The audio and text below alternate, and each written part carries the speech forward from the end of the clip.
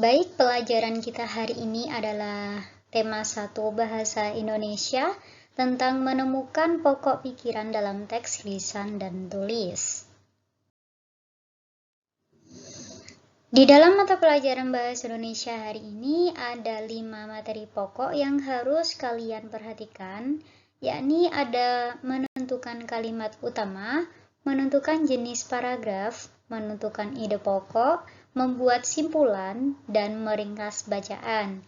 Dan tak lupa Bufa juga menyiapkan oleh-oleh buat kalian di rumah. Oke, sebelum kita belajar menentukan kalimat utama, kita ingat kembali yuk pengertian dari kalimat dan paragraf. Kalimat adalah gabungan dari dua buah kata atau lebih. Penulisan kalimat selalu diawali dengan huruf kapital dan diakhiri dengan tanda titik. Contoh, kuda memiliki kaki yang berfungsi untuk berpindah tempat.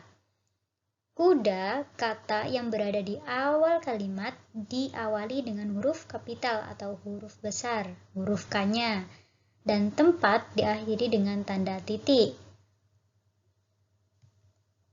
Sedangkan paragraf adalah kumpulan dari kalimat-kalimat yang berisi tentang ide pokok atau gagasan utama. Sebuah paragraf dapat ditulis dengan kalimat pertama menjorok ke depan. Contoh ada di gambar bawahnya itu, banyak kegiatan sederhana sampai berlebihan. Nah, jadi kalimat utamanya harus menjorok ke dalam atau ke depan. Selanjutnya, menentukan kalimat utama dalam bacaan. Kita harus tahu dulu kalimat utama adalah kalimat yang menjadi fokus atau bahasan utama dalam suatu paragraf. Kalimat utama biasanya mewakili tema atau isi suatu paragraf. Dalam satu paragraf terdapat kalimat utama dan kalimat penjelas. Kalimat penjelas biasanya berupa pernyataan yang menjelaskan kalimat utama agar lebih mudah dipahami pembaca. Kalimat utama dapat dibedakan menjadi dua, yaitu kalimat utama di awal paragraf dan kalimat utama di akhir paragraf. Langkah-langkah menemukan kalimat utama. Ada 4. Yang pertama, bacalah bacaan secara utuh. Yang kedua, pahamilah setiap kalimat yang dibaca.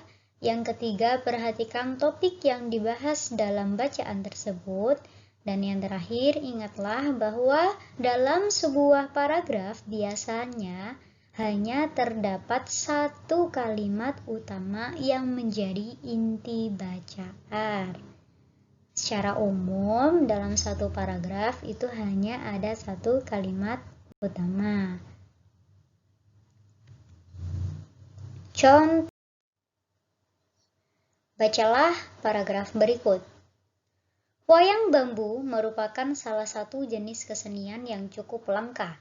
Kesenian ini berkembang di daerah Bogor, tepatnya di Kampung Cihaye, Jawa Barat. Kesenian wayang bambu ini awalnya dikembangkan oleh Ki Derajat yang merupakan pembuat sekaligus dalang wayang bambu. Sesuai namanya, wayang bambu terbuat dari bambu, khususnya bagian dalam bambu. Nah, setelah membaca paragraf tersebut dengan seksama, kamu dapat mengetahui topik yang dibahas pada paragraf tersebut. Topik yang dibahas adalah wayang bambu. Benar. Kamu dapat mengetahuinya dari kata kunci yang terdapat dalam setiap kalimat pada paragraf tersebut. Jadi di setiap kalimat itu pasti memiliki kata kunci. Setelah mengetahui topik paragraf, sekarang saatnya menentukan kalimat utama dari paragraf tersebut. Nah, perhatikan kembali setiap kalimat pada paragraf tersebut dengan cermat. Pada kalimat pertama yang berbunyi wayang bambu merupakan salah satu jenis kesenian yang cukup langka, berisi informasi tentang penjelasan wayang bambu. Sedangkan kalimat kedua yang berbunyi kesenian ini berkembang di daerah Bogor, tepatnya di Kampung Cihaye, Jawa Barat. Itu berisi informasi tentang lokasi atau tempat berkembangnya wayang bambu. Di kalimat ketiga, kesenian wayang bambu ini awalnya dikembangkan oleh Ki Derajat yang merupakan pembuat sekaligus dalang wayang bambu, berisi informasi tentang siapa yang membuat dan mengembangkan wayang bambu. Sedangkan kalimat terakhir yang berbunyi, sesuai namanya, wayang bambu terbuat dari bambu, khususnya bagian dalam bambu, berisi informasi tentang bahan dasar untuk membuat wayang bambu. Nah, semua kalimat dalam paragraf tersebut membahas kesenian wayang bambu. Namun, wayang bambu menjadi fokus bacaan sejak di kalimat pertama. Sementara itu, kalimat kedua, ketiga, hingga keempat berisi penjelasan tentang kesenian wayang bambu. Penjelasan-penjelasan tersebut merupakan penjelasan dari kalimat pertama. Oleh karena itu, kalimat pertama merupakan kalimat utama dari paragraf tersebut. Nah, jadi di dalam satu paragraf itu pasti akan ada kalimat utama dan kalimat penjelas. Kita kembali lagi ke contoh itu tadi, paragraf. Ada yang berwarna biru. Yang berwarna biru itu adalah kalimat penjelas. Ya, benar sekali. Selanjutnya, kita menentukan jenis paragraf. Kamu tentu sudah mengenal perbedaan kalimat utama dengan kalimat penjelas. Sekarang, kamu akan mempelajari jenis paragraf berdasarkan letak kalimat utamanya. Nah, pada umumnya ada dua jenis paragraf yang dibedakan berdasarkan letak kalimat utamanya, yaitu paragraf deduktif dan paragraf induktif. Paragraf deduktif memiliki kalimat utama di awal paragraf. Paragraf ini disebut juga paragraf umum khusus, karena pada awal paragraf terdapat kalimat utama yang menyampaikan hal umum untuk mengetahui hal-hal yang khusus pada kalimat selanjutnya. Sedangkan paragraf induktif memiliki kalimat utama di akhir paragraf. Paragraf ini disebut juga paragraf khusus umum, karena awal paragraf menyampaikan hal-hal khusus sebagai kalimat penjelas, sehingga dapat ditarik kesimpulan yang umum di akhir paragraf. Jadi, yang membedakan antara paragraf deduktif dan induktif itu adalah letak kalimat utamanya. Kalau paragraf deduktif, kalimat utamanya berada di awal paragraf, sedangkan paragraf induktif, kalimat utamanya berada di akhir paragraf. Oke, kita lihat contohnya. Nah, perhatikan kedua paragraf berikut. Paragraf pertama. Pada tahun 1889, J.L.A. Brandes, seorang ahli bahasa kuno dari Belanda, menyatakan bahwa gamelan sudah dimiliki masyarakat Jawa sebelum datangnya pengaruh budaya India. Sementara itu, menurut mitologi Jawa, gamelan diciptakan oleh Sang Hyang Guru yang merupakan dewa penguasa tanah Jawa yang berdiam diri di Gunung Lawu. Sang Hyang Guru menciptakan gong untuk memanggil para dewa dan dewi berkumpul di hadapannya. Setelah itu, ia menciptakan alat-alat musik lainnya dengan tujuan agar para dewa dan dewi memahami pesannya melalui bunyi yang berbeda. Alat-alat musik yang diciptakan oleh Sang Hyang Guru itulah yang kemudian menjadi cikal bakal alat musik di kesenian gamelan. Itulah beberapa pendapat yang berkembang di masyarakat mengenai asal mula munculnya kesenian gamelan di Indonesia, khususnya di tanah Jawa. Lanjut paragraf kedua. Angklung merupakan salah satu jenis alat musik tradisional Indonesia. Menurut mitologi Bali, angklung berasal dari kata ang dan lung. Ang berarti angka atau nada, sedangkan lung berarti patah atau hilang. Jika kedua kata digabungkan, angklung dapat diartikan sebagai nada atau laras yang tidak lengkap. Angklung terbuat dari bambu. Terciptanya alat musik angklung terinspirasi dari pandangan hidup masyarakat Sunda yang agraris. Alat musik ini memang berkembang dalam kalangan masyarakat Sunda di Jawa Barat. Nah, pada dua paragraf tersebut terdapat perbedaan letak kalimat utama, pasti. Kalimat utama pada paragraf pertama terdapat di akhir paragraf. Nah, itulah beberapa pendapat yang berkembang di masyarakat mengenai asal mula munculnya kesenian gamelan di Indonesia, khususnya di Tanah Jawa. Oleh sebab itu, paragraf pertama disebut dengan paragraf induktif karena kalimat utamanya berada di akhir paragraf. Kemudian, sementara itu kalimat utama pada paragraf kedua, yakni benar sekali, angklung merupakan salah satu jenis alat musik tradisional Indonesia. Kalimat utama tersebut berada di awal paragraf, sehingga paragraf kedua disebut dengan paragraf deduktif. Sudah jelas ya? Sudah? Oke, kita lanjut ke materi selanjutnya. Menentukan ide pokok teks. Nah, ketika membaca, apakah kamu tahu ide yang terkandung dalam teks yang kamu baca? Nah, setiap bacaan dibangun berdasarkan pokok permasalahan tertentu. Pokok permasalahan tersebut disebut juga ide pokok. Menentukan ide pokok dapat dilakukan dengan langkah berikut. Yang pertama, membaca teks secara utuh dengan seksama. Yang kedua, memahami topik teks. Yang ketiga, memahami isi dan hubungan antar kalimat dalam setiap paragraf. Yang keempat, menentukan kalimat utama pada setiap paragraf. Yang kelima, mencatat hal-hal penting dalam setiap paragraf. Dan yang keenam, jika belum memahami isi bacaan, bacalah teks secara berulang.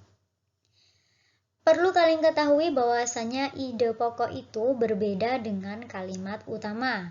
Berdasarkan bentuknya, kalimat utama selalu berbentuk kalimat, sedangkan ide pokok tidak selalu berbentuk kalimat.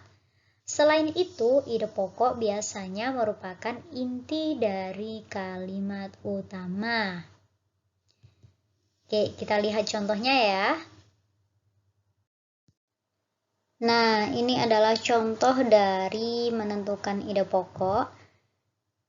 Kita kembali ke bacaan yang tadi ya, tentang wayang bambu. Nah, ini ada bacaan wayang bambu yang Bufa kasih warna merah, itu menandakan bahwasanya ide pokok dari paragraf ini adalah wayang bambu. Bisa dimengerti ya? Oke, kita next ya. Selanjutnya, membuat simpulan suatu teks. Setiap bacaan tentu memiliki inti atau arah pembicaraan. Simpulan adalah inti pembicaraan dalam suatu bacaan. Setiap pembaca boleh menyimpulkan, boleh juga tidak. Namun, membuat simpulan diperlukan untuk memberikan pemahaman dengan mudah kepada pembaca lain. Bagaimana cara membuat simpulan? Yang pertama, membaca saksama. Yang kedua, memahami topik. Yang ketiga, menemukan ide pokok setiap paragraf. Dan yang keempat, mencatat informasi penting dalam teks. Contoh. Nah, kita kembali lagi ke bacaan wayang bambu. Langsung saja, sebelumnya kamu telah mengetahui informasi-informasi yang disampaikan dalam setiap kalimat pada paragraf tersebut. Kita tadi sudah membahas di materi yang awal. Paragraf tersebut membahas tentang kesenian wayang bambu dari Jawa Barat yang cukup langka. Oleh karena itu, berdasarkan informasi dan ide pokok dari paragraf tersebut, kamu dapat menuliskan kesimpulan seperti: Nah, kesenian wayang bambu merupakan salah satu kesenian tradisional yang berasal dari Jawa Barat yang sudah cukup langka sehingga keberadaannya perlu dilestarikan. Paham ya? Jadi, ketika kalian membuat kesimpulan, itu boleh sekali menggunakan bahasa kalian sendiri. Tapi dengan syarat tidak boleh mengubah makna atau isi dari bacaan yang kita ambil kesimpulan tadi. Yang terakhir, meringkas bacaan. Nah, ringkasan berarti mengemas bacaan secara lebih padat, singkat, tanpa mengurangi isi bacaan. Seperti halnya membuat simpulan, membuat ringkasan memerlukan pemahaman secara utuh terhadap isi bacaan. Ketika membuat ringkasan, gunakan kalimat yang runtut dan perhatikan urutan peristiwa dalam bacaan agar mudah dipahami. Selain itu, ide pokok yang ditemukan sebaiknya dirangkai untuk memperjelas isi bacaan tersebut. Jadi, biasanya ketika kita membuat ringkasan itu hanya ditulis poin-poin terpentingnya saja. Seperti itu, tanpa mengubah makna isi dari bacaan yang kita ringkas. Harus runtut ya, nggak boleh misalkan dari awal paragraf 1 kemudian langsung paragraf 3, nggak boleh, harus beruntut. Nah, sekarang kita bahas oleh-oleh dari Bufa nih. Oleh-olehnya ada di bacaan pada buku paket tema 1 halaman 3 tentang bacaan organ gerak manusia dan hewan. Di sini ada 2 soal, yaitu yang pertama, yang bagian A, carilah kalimat utama, kalimat penjelas, jenis paragraf, ide pokok, dan simpulan dari paragraf 4 saja. Nah, kan itu ada kurang lebih 5 paragraf ya, ada 5 paragraf. Kalian cukup mencari yang paragraf 4 saja. Kemudian, yang nomor 2 atau bagian B, silahkan kalian buat ringkasan dari bacaan organ gerak manusia dan hewan mulai dari paragraf 1 sampai paragraf 5. Jadi yang bagian A kalian cukup mencari 1, 2, 3, 4, 5 ini di paragraf 4 saja. Sedangkan yang bagian B kalian membuat ringkasan.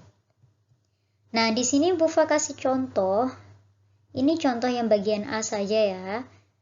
Yang Bufa ngambil di paragraf 1, di situ ada kalimat utamanya, ada kalimat penjelas, ada jenis paragrafnya, ada ide pokok dan simpulan. Silahkan dikerjakan baik-baik oleh-oleh dari Bufa ini ya. Terima kasih.